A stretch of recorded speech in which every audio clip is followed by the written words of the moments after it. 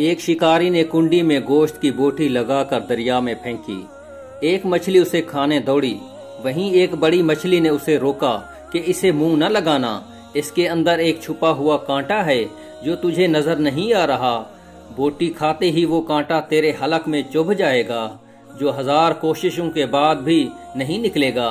تیرے تڑپنے سے باہر بیٹھے شکاری کو اس باریک ڈوری سے خبر ہو جائے گی، تو تڑپے گی، وہ خوش ہوگا۔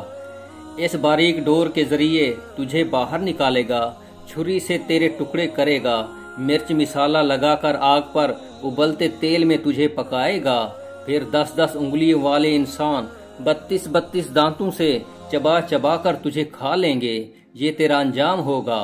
بڑی مچھلی یہ کہہ کر چلی گئی۔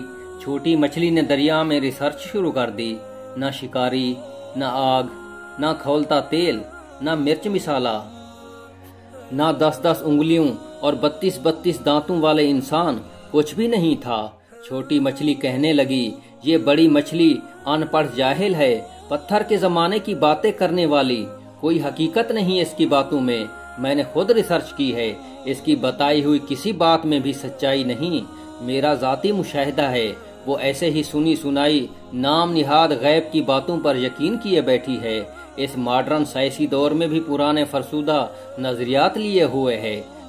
چنانچہ اس نے اپنے ذاتی مشاہدے کی بنیاد پر بوٹی کو منہ میں ڈالا، کانٹا چبھا، مچھلی تڑپی، شکاری نے ڈور کھینچ کر باہر نکالا، آگے بڑی مچھلی کے بتائے ہوئے سارے حالات سامنے آ گئے۔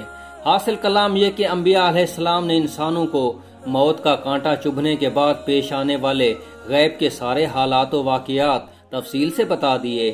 بڑی مچھلی کی طرح عقل مند انسانوں نے انبیاء کرام علیہ السلام کی باتوں کو مان کر زندگی گزارنی شروع کر دی۔ چھوٹی مچھلی والے نظریات رکھنے والے انبیاء کرام علیہ السلام کا رستہ چھوڑ کر اپنی ظاہری ریسرچ کے رستہ پر چل رہے۔ موت کا کانٹا چبھنے کے بعد سارے حالات سامنے آ جائیں گے۔ مچھلی پانی سے نکلی، واپس نہ گئی، انسان دنیا سے گیا، واپس نہ آیا۔